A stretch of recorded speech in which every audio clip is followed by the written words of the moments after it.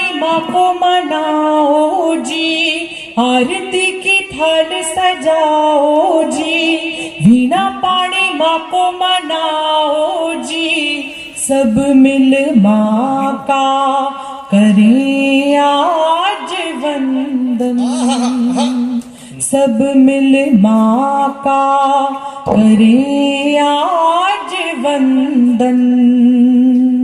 चरणों में फूल बिछाओ जी, बिंदिया में हीरे जड़ाओ जी, चरणों में फूल बिछाओ जी, बिंदिया में हीरे जड़ाओ जी, देवता भी करते हैं मैया का चंदन, देवता भी करते हैं मैया का चंदन। तेज है माँ के नयन में, माँ है मंगलकारी, तेज है माँ के नयन में, माँ है मंगलकारी, शीश में मणि मुकुट सो। 2 वर्ष बड़े कष्ट से बीते भागलपुर की जनता के लिए कि कवि सम्मेलन हो रहा है, मतलब कि भागलपुर में होली उत्सव शुरू निकल गया और फिर महफिल जमा दी आपने।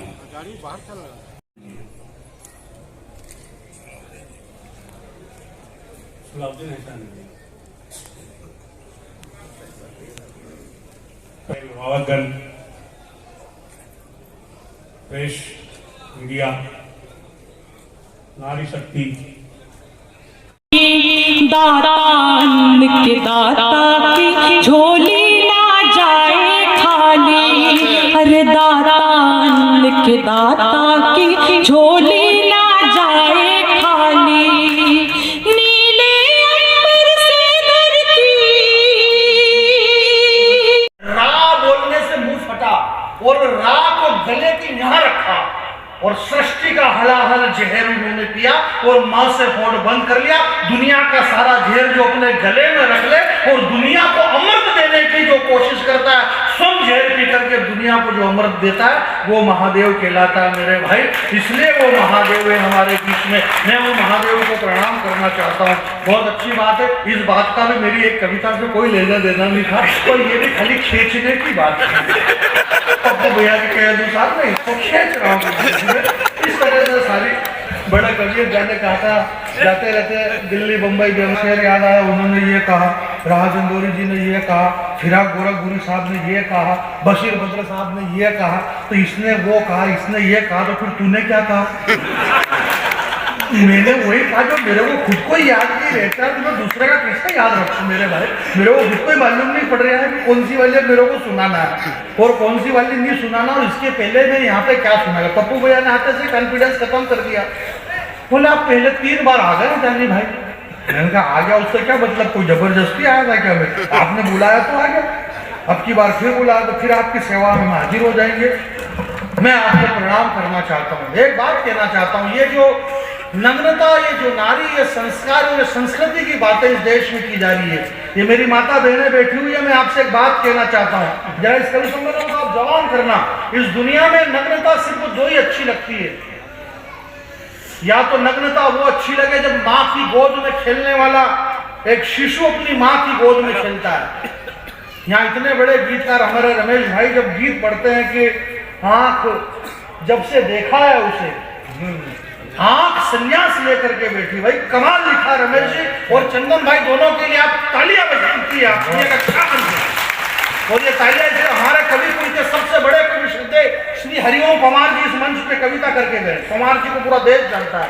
हरिओम पवार साहब ये बात कहते हैं, मैं नहीं कह रहा हूं, पवार जी ने कहा है कि गीत कवि सम्मेलनों के प्राण है, गीत कवि सम्मेलन के प्राण है, और जिस दिन गीत मर जाएंगे उस दिन कवि सम्मेलन मर जाएंगे। इन गीत को जिंदा रखो और ये कवि सम्मेलन के प्राण है। ये बात मैंने नहीं कही, पवार जी ने कही, इसलिए आपको जमी नहीं करता हूं। कोई बात नहीं। इस देश में जो उस महाभारत युद्ध के उस कुरुक्षेत्र के मैदान में 40 करोड़ लोग खड़े हुए थे, यानी कि 18 अक्षौणी। 18 अक्षौणी का मतलब 40 करोड़, 1.5 करोड़ का एक अक्षौणी। 40 करोड़ लोग खड़े हुए थे। सबसे पहली दृष्टि किस पे गई? उस महाभारत युद्ध के अंदर जो सबसे बूढ़ा डोकरा, जिसकी सबसे ज्यादा उम्र, पितामह भीष्म, बोले इस डोकरे को पहले सलटाओ। सबसे आगे उस भीष्म को कर दिया, बोले सबसे पहले इसको निपटाओ, क्योंकि ये रहेगा तो राय देता ही रहेगा, ऐसा करो वैसा करो, तो उनको निपटाए। कवि सम्मेलन शुरू हुआ, सबसे ज्यादा उम्र के हमारे दादा थे, भले गला खराब, पहले आप निपटो यहाँ पे। इनको सबसे पीछे बाण चुभेंगे, आप बैठे रहो। इसीलिए आप बड़े हैं कि दर्द सहन करने के बाद भी जो बोलता नहीं है वही बड़ा कहलाता है। बड़े की परिभाषा ही यही है मेरे भाई, कि जो अपने दर्द को अपने आंचल में समेटता है वही बड़ा कहलाता है। दुनिया में नग्नता सिर्फ 2 अच्छी लगती है। ये इतने बड़े गीतकार हैं, वहाँ 50,000 लाख रुपए में गीत लिख देते हैं। पप्पू तुम मुझको उधार दे दे, बदले में यूपी और बिहार ले ले। मैंने कहा तेरे बाप का राज्य तो यूपी और बिहार दे देगा, बदले में बिहार के बॉस लालू प्रसाद एक पप्पी नहीं लेगा। माना कि करिश्मा कपूर तू बहुत है चतुर, पर अभी तो कोई चुनाव नहीं लड़ी है, इन नेताओं के चक्कर में नहीं पड़ी है। ये लालू प्रसाद जी विश्व के सारे रिकॉर्ड तोड़ देंगे, और जिसने पशुओं का चारा तक नहीं छोड़ा, तेरा गोरा गाल छोड़ देंगे। उन्होंने कुछ भी नहीं खाया, इसलिए ये चले गए। इस देश में लालू यादव जिंदा, सुरेश करमानी जिंदा, ए राजा जिंदा, कभी मोदी जिंदा। ये क्यों जिंदा है? क्योंकि उन्होंने खाया है। जो खाएगा वो जिएगा, जो नहीं खाएगा वो मर जाएगा। यार हम पढ़े लिखे लोग हैं, विद्वान लोग हैं, या बड़े लोग हैं। इस देश की किसको चिंता नहीं है? इस देश को किसकी चिंता नहीं है मेरे भाई? रामो वामो सपा बसपा बहुजन समाज फलानी बीजेपी। राहुल गांधी जी को देश की चिंता है, देश को जोड़ना चाहते हैं। कश्मीर से लेकर कन्याकुमारी से कश्मीर तक पैदल यात्रा वो दौड़ दौड़ के देश जोड़ रहे हैं। और दौड़ सकते हैं, वो दौड़ नहीं पा रहे। उन्होंने पूछा, बोला मैं क्या करूं? बोले ये तो दौड़ के जोड़ रहे। बोले अपन नहीं दौड़ सकते। बोले फिर क्या करो? बोले सबसे ज्यादा तेज कौन दौड़ता है? बोले चीते। तो उन्होंने अफ्रीका के जंगल से 8 चीते बुलवाए। बोले इनसे ज्यादा दौड़ के बताओ। कितने दौड़ रहे पप्पू भैया? और वो 8 चीते इतने खतरनाक दौड़ रहे, इतने दौड़ रहे कि जितने वो चीते। एक नंबर क्या बात कहना चाहता हूँ, जो हमारे मित्र लोग यहाँ पर बैठे हुए हैं, आपका बहुत शानदार। इस संक्रमण काल के बाद में मनुष्य बड़ा ताकतवर है। इस मंच के बड़े विद्वान लोग बैठे हुए हैं। मैं आपके बीच में हमारे पदम अलवेला जी ने इस कवि सम्मेलन की जो शुरुआत की है, खराब गले में भी इन्होंने बड़ी बात कही है। आदमी का रामधारी सिंह दिनकर साहब ने कभी कहा है कि गीत वो नहीं है जो किसी को रिझा दे, गीत गाकर रिझाने की चीज नहीं है। ये किसने कहा? दिनकर जी ने कहा। हालांकि ये उन्होंने नहीं कहा, परंतु किसी पावरफुल आदमी का नाम लेना बहुत जरूरी है। आज देश में यही हो रहा कि कोई ना कोई पावरफुल आदमी के नाम। होली पे ये कवि सम्मेलन आप करवाते हैं, 60 साल से कवि सम्मेलन करवाते हैं। मैं आपके बीच में एक बात बड़े गर्व से ये बात कहना चाहता हूँ कि हम इतने दूर से इस हिंदी भाषी प्रदेश के अंदर आकर के यहाँ पे कविता पढ़ते हैं। पप्पू भाई, जितना पैसा और जो कवि सम्मेलन में हमें जो इतनी दूर की ये भटकन जो महसूस होती है, ये इसलिए महत्वपूर्ण नहीं है, आपका पैसा भी महत्वपूर्ण नहीं है। महत्वपूर्ण इस बात के लिए मैं आपको धन्यवाद ज्ञापित करता हूँ। इन देश के तमाम कवियों की तरफ से हम आपको इसलिए धन्यवाद देते हैं, भागलपुर के लोगों, कि आप राष्ट्रभाषा हिंदी का ये विजय दिवस मना रहे, आप राष्ट्रभाषा हिंदी का कवि सम्मेलन करवा रहे, आप हमारी माँ का उत्सव कर रहे हैं, आप हिंदी का पर्व कर रहे हैं। आप चाहते तो यहाँ पे कोई दूसरा प्रोग्राम कर सकते थे, आप यहाँ लैपटॉप शो करवा सकते थे, परंतु आपने हिंदी का कवि सम्मेलन करवाया। टाइम कम रहता है और संचालक टाइम खींच लेता है। बोला भाइयों, मैं आपके बीच में ऐसी कवित्री को बुला रहा हूँ जो हमारे बीच में जबलपुर से चल करके आई है, मणिकर्ण पे हमारे बीच में आ रही है। लोगों को डाउट होता है कि यार ये वहां से क्यों आई होगी? चली होगी तो कितने दिन पहले निकली होगी। एक तो पहले से इससे चलाया नहीं जा रहा है। देश में काल क्यों पड़ता है, इसको जो फोटो मालूम पड़ता है कि काल क्यों पड़ा हुआ है। तो फिर जबलपुर से चली होगी तो कितने दिन में पहुंची होगी? लोगों को डाउट होता है भाई ये वहां से इसलिए आई क्योंकि ये वहीं की रहने वाली है। इतनी छोटी सी बात है, इसमें इतना लोट लेने की क्या जरूरत है? पूरा छोटी छोटी बातों पे लोट ले रहे हैं। ये ऐसा अपने को ऐसा कोई लोट नहीं लेना, बहुत सरल सी बात है, सामान्य सी बात है।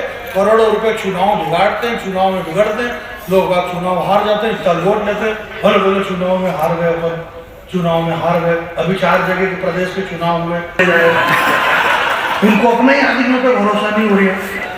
भारतीय जनता पार्टी वालों की समस्या ये है कि वो अपने कार्यकर्ताओं को नहीं संभाल पा रहे, कांग्रेस वाले अपने विधायकों को नहीं संभाल पा रहे, संभल किसी से भी नहीं रहा, पर राजनीति सब कर रहे हैं, सबके अपने अपने तरीके हैं। मैं आपके बीच में ये कहना चाहता हूँ, ये मेरी माता बहनें यहाँ पर बैठी हुई है, इन माता बहनें, एक हमारी बहन इस मंच पर बैठी हुई है। मैं तो बहुत छोटा कवि हूँ, परंतु इस देश के अंदर कई तरह के हादसे हुए, अभी श्रद्धा के 35 टुकड़े करके फेंक दिए, पूरे अखबार में पूरा देश शर्मसार हो गया, 35 टुकड़े हुए एक बेटी के। आशीष भाई एक बात कह रहा हूं, अगर रीढ़ की हड्डी कांप जाए तो अगली पंक्ति में आपके भाई को आशीर्वाद देना। इस देश में श्रद्धा के 35 टुकड़े क्यों हुए? हजारों हजार टुकड़े हुए होंगे, हजारों हजार टुकड़े हुए होंगे जब एक मजबूर बाप के तब जाके 35 टुकड़े हुए हैं मोहतरमा आपके। आप समझे नहीं मेरी बात को, ताली बजाइए, जोर से बजाइए, दोनों हाथ खड़े करके बजाइए। आप भले नहीं समझे उसका क्या मतलब? मेरे को इस बात का दुख नहीं आ, राम रहीम को सजा हो, फांसी हो, आसाराम बापू को फांसी हो, मुझे दुख इस बात का पप्पू भैया कि इनके डेरे में ये अकेले गई क्यों? बहुत बढ़िया, आप अकेली क्यों गई? भूल करके भी चली मत जाना अकेले, हंसो मत अकेले में, हंसते नहीं है होगी, अगला समझ के बोले ये हंस रही है मतलब वो फंस रही है। भूल करके भी चली मत जाना अकेले में, लोग चेहरे पे चेहरा लगा करके घूम रहे हैं इस मेले में। 2 पंक्ति कवि सम्मेलन को जरा जवान कर देना मेरे भाई, भूल करके भी चली मत जाना अकेले में, और अगर चली गई अकेले में तो आबरू लुटा करके घर पहुंचोगी अपने आप की, क्योंकि तुमने वो मजबूत उंगलियां छोड़ दी है जो बचपन में पकड़ रखी थी माँ बाप की। बहुत बहुत धन्यवाद। मुंबई से निकलने वाली नग्नता हमारे घरों तक आ गई। इस दुनिया में नग्नता सर सिर्फ 2 ही अच्छी लगती है, या तो नग्नता वो अच्छी लगे जब माँ की गोद में एक नन्हा सा बालक खेलता है, उस नन्हे बालक की नग्नता अच्छी लगती है, या फिर नग्नता वो अच्छी लगे जिसका तन कुंदन मन कुंदन, तप तप कर तन बना होगा कुंदन, भला दुनिया में उससे ज्यादा सुंदर मूर्त क्या होगी? और जिसने वासना और विकारों का त्याग कर दिया उस महावीर को वस्त्रों की जरूरत क्या होगी? या फिर हो नग्नता? क्या बात है, हम किस नग्नता की बातें कर रहे हैं मेरे भाई? परंतु चैनल वो यूं हाथ बांध के इधर उधर घूमता रहता है, फिर एक नर्स आती है वो उन्हें कहती, बोले कांग्रेचुलेशन आप बाप बन गए हैं, फिर वो कंधा निकाल करके बाल ठीक कर देता है। तो भाई साहब इधर उधर घूम रहे हैं, कोई खुशखबरी अभी नहीं आना है, तो एक कविता में आपको उनसे आप आनंद लेना, मजे लेना, मैं मजेदार कवि हूँ और मेरे को किसी से कोई लेना देना नहीं भैया, मैं बहुत सामान्य छोटा आदमी हूँ। और विवेकानंद जी कहते हैं कि किसी 10 महत्वपूर्ण किताब को पढ़ने के आप 10 किताब के बराबर अकेले जाने बैरागी को सुन रहे हैं। ये आपको गर्व होना चाहिए कि आज आपके बीच में सदैव श्री जानी बैरागी जी यहाँ पे खड़े हुए हैं। ये हंसने की बात नहीं है, मेरी इज्जत नहीं खुद नहीं करूंगा तो फिर दूसरा कौन करेगा? भाई जमाने का कोई भरोसा है? पप्पू भैया है जिसकी माता दादी माँ प्रधानमंत्री, जिसके नाना जी देश के प्रधानमंत्री रहे हो, जिसकी दादी माँ देश की प्रधानमंत्री रही हो, जिसकी माता जी राष्ट्रीय अध्यक्ष रही हो, इसके बाद भी अगर देश की जनता उस आदमी को यूं कहे कि ये पप्पू है, तो अगले आदमी को अपने खुद को अपने हिसाब से, मेरी इज्जत मेरे को खुद को ही करना है। परंतु मैं इस दौर में एक कविता पढ़ देता हूँ, मेरी कविता को आप ध्यान से सुनिएगा, बहुत अच्छी कविता है, प्यारी कविता है। मनोज भाई आप पहली बार सुनेंगे, अगर इसके पहले भी आपने इस कविता को सुन ली है तो चेहरे के हाव भाव ऐसे बनाओ जैसे पहली बार सुन रहे हैं। एक ये जो हिंदू मुसलमान और ये सारी बातें, ये ऐसा कुछ भी नहीं है कि हिंदू ऐसा और मुसलमान और देश में ऐसा कुछ भी नहीं हो रहा है। मुसलमान ये सोच के परेशान जय भीम वाले मेरा क्या, ऐसा कुछ भी नहीं है, सब अपने मस्ती में मस्त है। आपको कुछ भी नहीं करना है, आपको सिर्फ ये करना है आशीष भैया कि ये जो हमारा मोबाइल है ना, इस मोबाइल का जो डाटा है ना वो 4-6 महीने के लिए आप बंद कर दो बस, वरना इस देश में ऐसा कुछ भी नहीं हो रहा है। बहुत अच्छा देश चल रहा है। आपके जमाने में, पुराने जमाने में आपने फिल्म देखी होगी, पुरानी फिल्म आई थी अमर अकबर एंथोनी, चेन्नई में फिल्म थी पर बहुत तगड़ा मैसेज देके गई। एक कविता पढ़ूंगा मैं आपके नीचे। एक फिल्म थी अमर अकबर एंथोनी, उसमें 3 कलाकार थे, अमर अकबर एंथोनी। अमर यानी हिंदू है, अमर शब्द हिंदू को दर्शाता है। शब्द में व्याकरण भूल गए क्या वीर सर, क्या कहा भैया आपने यार, ये व्याकरण के कवि हैं सारे, मैं बिना कारण का कवि हूं। ये व्याकरण वाले हैं, अपन बिना कारण के, व्याकरण में आदमी बंधता है, मैं खुला, आदमी को खुला रहना चाहिए, तो मैं खुला हुआ। अमर यानी हिंदू, अकबर यानी मुस्लिम, एंथोनी यानी क्रिश्चियन। तो वो बहुत पुरानी फिल्म थी, उसमें 3 कलाकार थे। उसमें अमर अकबर एंथोनी में एक अमिताभ बच्चन थे, उसमें एक उनके अंदर वो विनोद खन्ना साहब थे, और एक और उनमें ऋषि कपूर से मेरा कभी काम नहीं पड़ा था, मेरा कोई काम नहीं पड़ा उनसे। विनोद खन्ना साहब से मेरा काम पड़ा था। पप्पू भैया, बंबई में जनता की पुकार नाम से एक बहुत बड़ा कवि सम्मेलन होता है, अभी तो नहीं हो रहा है, वो पहले बहुत बड़ा था, क्योंकि आजकल मैं भी जा रहा हूँ, उसमें कई सारी बातें। एक बात बता दूँ, विनोद खन्ना साहब भारतीय जनता पार्टी में थे, कैबिनेट थे, और उस कवि सम्मेलन के मंच में आते थे, बैठते थे, जैसे आप लोग बैठे सामने मंच पे भी बैठते थे, अध्यक्षता करते थे।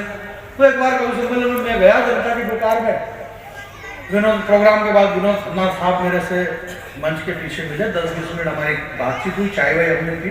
4-6 महीने बाद मनोज भाई, विनोद खन्ना साहब की तबियत खराब हुई, वो भगवान के घर चले गए। मेरा आपसे ये निवेदन है पप्पू भैया, प्रोग्राम के बाद मेरे से मिलने की कोशिश मत करना। बात प्रेम भाव में घर की बात है, तो मैं बताया और मैं बताता नहीं है। विनोद खन्ना साहब मेरे से मिले थे इसलिए नहीं, अमिताभ बच्चन आज तक है कि नहीं, वो इसलिए क्योंकि वो मेरे से नहीं मिले। तो मैं यार जैसे आप लोग भावुक हैं, प्रोग्राम जैसे खत्म हुए और दौड़ और यार जानी भैया मजे आ गए, क्या मजे आ गए, बाद में बड़ी तबियत खराब हो गई।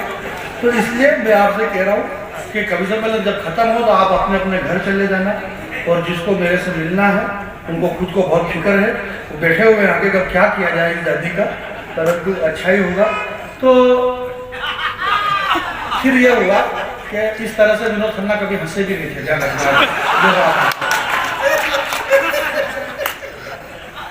अमर अकबर एंथोनी हुआ नहीं सब। इसमें जो अमर है अमिताभ बच्चन, उसमें हिंदू थे, एक मुस्लिम थे, एक राधे श्याम जी। बहुत अच्छी बात कर रहा हूँ, लाफ्टर शो जो आया ना, तो वो उसमें बहुत सारे लोग, हालांकि मेरी बहुत सारे लोगों ने काफी करी और बहुत सारा मेरा, तो मेरे को भी ऐसा लगा कि चलो अपने घर तो रहे लोग। तो एक बार की बात, मेरे को यहाँ पे फोड़ा हो गया, तो मैंने पाँव ऐसे चौड़ा कर दिया, तो एक आदमी अभी तक चौड़ा करके ही पड़ गया मेरे जैसा, उसको मालूम नहीं, तो मेरे को फोड़ा हो गया था, इसलिए मैंने पाँव चौड़ा कर दिया। तो कई सारी बातें होती है। अमर अकबर एंथोनी, उसमें एक हिंदू है, एक मुसलमान है, एक ईसाई है, पर इन तीनों का जो बाप था प्राण, उसका नाम किशन लाल। अब तू हिंदू है, चाहे मुसलमान है, चाहे क्रिश्चियन है, जो भी है, बाप तो सबका एक है। उत्पत्ति की स्थिति सहार कारण सर्व कारण, सृष्टि का नियंता तो वो एक ही है, और उसी एक से जब हम सब पैदा हुए, तो फिर इतनी किस बात की ये लड़ाई है, किस बात की ये जंग है मेरे भाई। राधे श्याम जी, मैं एक बात कविता पढ़ रहा हूँ, आशीष भैया आप सारे लोगों का समर्थन चाहूंगा। मैं इतना भावुक भी नहीं हो रहा हूँ कि मैं दादा के चरणों में 4 पंक्ति रखूँ और फिर आपका आशीर्वाद। अभी गर्मी शुरू हो गई और दादा के चरणों में 4 पंक्ति, दादा के चरण में मुझे इतने बदबू मार रहे, क्या बदबू है? तो अपनी पंक्ति अपने पास में और दादा के मोजे दादा के पास में। नीचे तपती धरा, नीचे तपती धरा, ऊपर सूर्य भगवान। ये ऊपर टेंट है, तेरी भगवान गुरु भगवान कुछ भी नहीं अभी। इतने सीधे लोग हैं अपन कि कोई भी आदमी उंगली का इशारा इधर करे तो अपन वही मान लेते हैं। ये टीवी वाले चैनल वालों की बातों में इतने जल्दी मत आया करो, इनसे ज्यादा झूठ कोई भी नहीं बोलता है। जब जनार्दन रूस में यूक्रेन पे धेरे बम फेंक इतने बम फेंकवा दिए रूस ने ऐसे यूक्रेन पे कि जितने उसने फेंके ही नहीं। पुतिन को मालूम पड़ा तो उसने बुलाया चैनल वाले को, बोले क्यों रे भाई अब तो मेरे पास में खत्म हो गए। बेटा दफ्तर जाता है, पानी जितना फैला हो पर बांध से रुक कर जाता है। जितने भी ऊंचे हो जाओ याद मगर इतना रखना, सर जितना ऊंचा हो दरवाजे से झुक कर जाता है। तब घर रहेगा।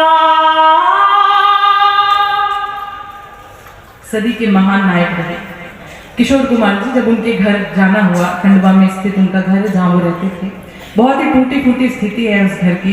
तब मुझसे कुछ पंक्तियां हुई, मैं आप तक पहुंचाती हूँ। वहाँ एक घर था टूटा फूटा, बस एक नौकर था। हमारा घर कहाँ तब घर रहेगा, हमारे घर में बस नौकर रहेगा। जड़े पेड़ों के घर को घेर लेंगी, हमारे बाद सब खंडर रहेगा, बाद सब खंडर रहेगा। और कुछ पंक्तियां मैं आप तक पहुंचाती हूँ, उसी रंग की कुछ पंक्तियां और आप तक पहुंचाती हूँ, सुनिएगा।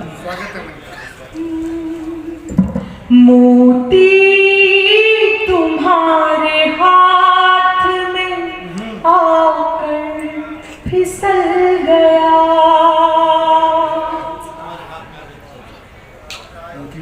मोती तुम्हारे हाथ में आकर फिसल गया।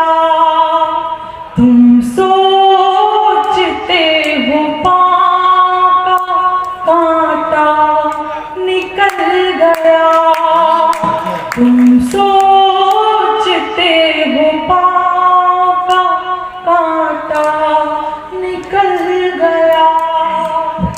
ऐसा हमारा दिल था, अज़ियत भी सह गए। अज़ियत मतलब कष्ट या ऐसा हमारा दिल था, अज़ियत भी सह गए। ये प्यार असल में हमें यूं भी निगल गया, ये प्यार असल में हमें यूं भी निगल गया।